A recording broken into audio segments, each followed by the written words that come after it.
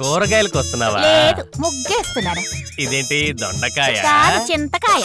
వేపుడుకా? కాదు, పులుసుకి. ఈ చిక్కుడుకాయలు ఎందుకు సాంబార్లోకా? చెప్పిన పని మాత్రం చెయ్యవు. ఇప్పుడేంటి పక్కకొచ్చి మాట్లాడుతున్నావు?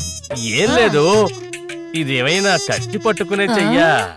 నీకోసం నేనే పని చేసేవాణ్ణి. కొంచెం అర్జెంట్ పనుంది.